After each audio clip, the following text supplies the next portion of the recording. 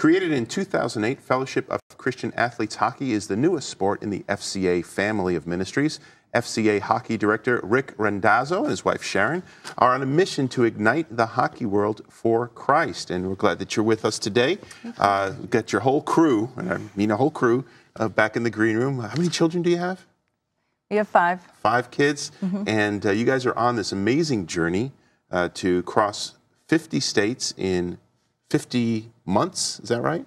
Around the U.S., and you're kind of getting to the halfway point here. But tell us a little bit about FCA Hockey and why the introduction of hockey into the Fellowship of Christian Athletes. Sure. Back in 2008, I was praying, Lord, what's next? I was a college hockey coach, and the time to coach came to an end, and we moved to North Carolina, Raleigh, North Carolina. And I was just praying, Lord, what's next for our family? What's next for me? Yeah. I'm passionate about hockey, and passionate about sports, passionate about our family. And then the phone rang. It was Kansas City, the headquarters for FCA Hockey, or the headquarters for FCA. Yeah.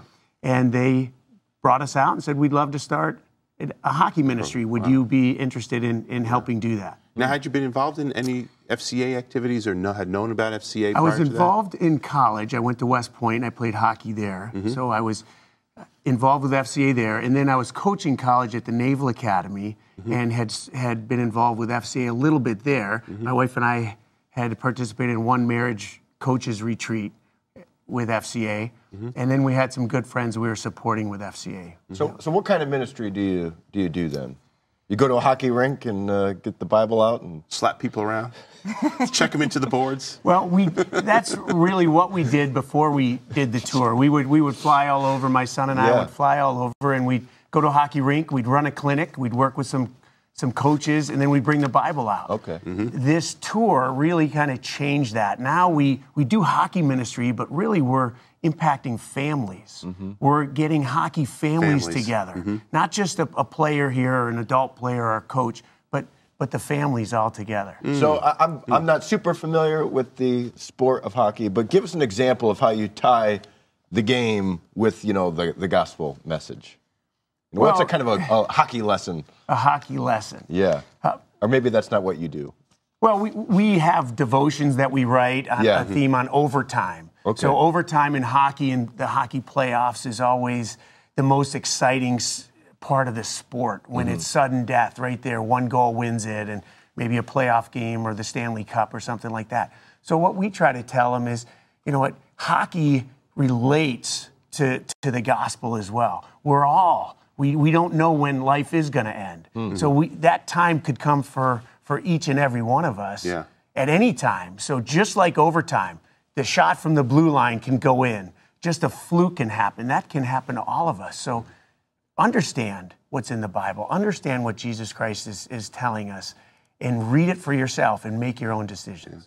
Now, Shannan, where are you guys on this 50-state tour? And how long you've been on the road? And maybe what are some of the challenges that you face together as a family trying to accomplish this amazing mission?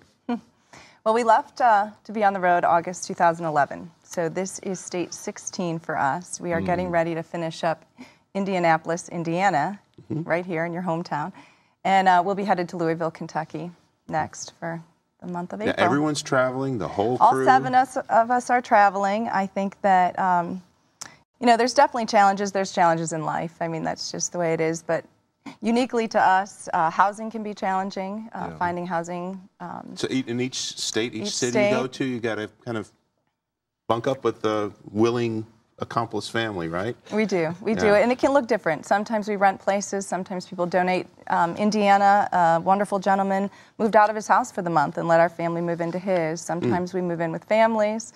And then I would say personally challenging is the actual move. Every 30 days, packing up everything and then finding a new place. What do the kids think about this? Is it exciting, or is it like, oh no, we're moving again?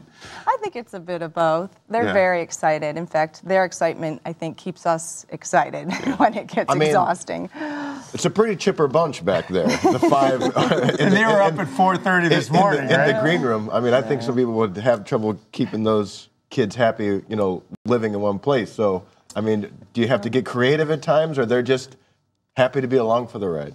we get a chance to see the entire country. Yeah. When we were in Maine, which was our first state, we took a 2 or 3 day weekend and went up the coast. That's our van and our trailer there. We went up the coast to Maine and to Bar Harbor. When we're in other states, we get to see the sights, and it's just fantastic. It's a really great quite an education experience, really. for the kids. Yeah. Our 2 middle have said, we cannot stop this tour. We have to complete it. We have a second family joining us. And as we see, they're all hockey players. They right? are all hockey players, except the youngest one. He does have his first pair of skates. We bought last month in Michigan, and he's not 2 yet, but he's giving it his best shot right now. Now, who's the teacher?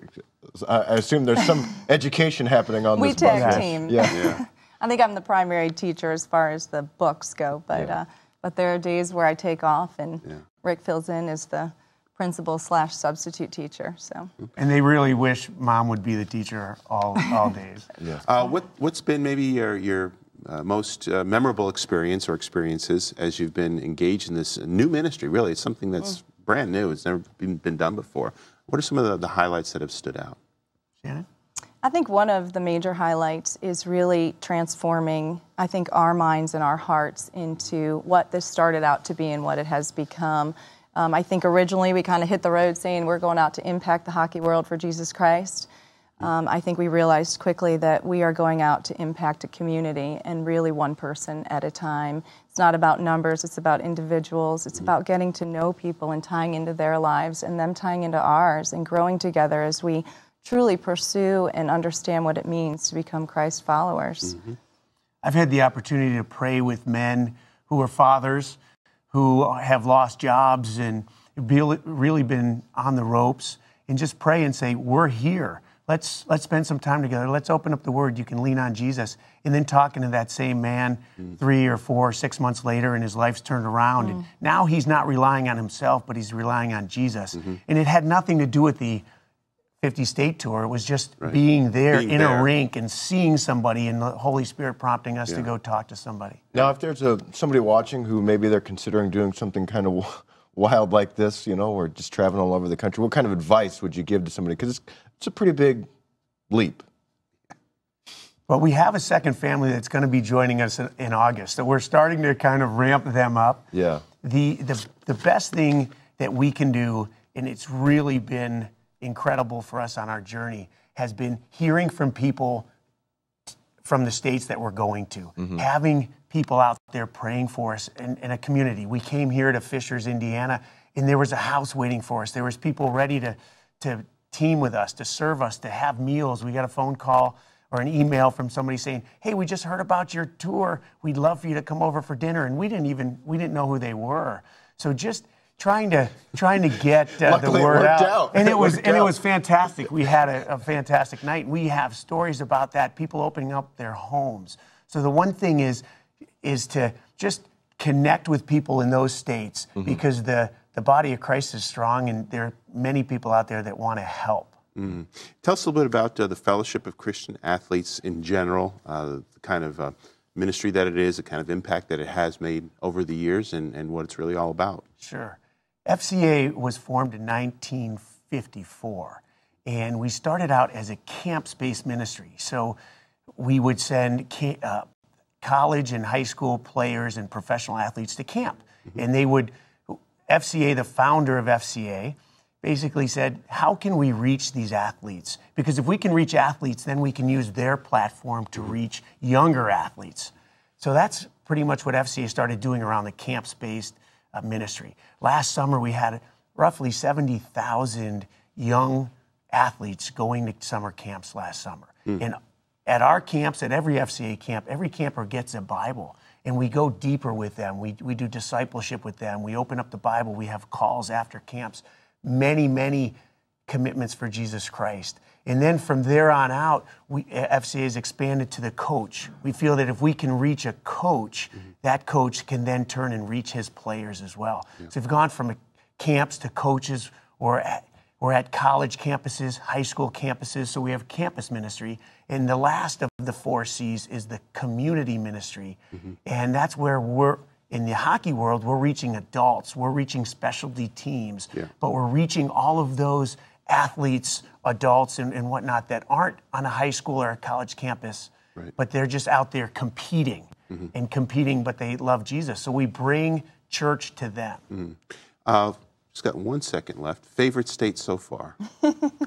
Don't say Indiana. We do love Indiana. It's probably the #1 question people do ask us, and it can't be answered. I mean, every state is unique, and it's because of the people that are in that state, and how do you pick one to be the best? You can't. They're all the best. That's an easy one. And we're not there yet. Haven't gotten there yet.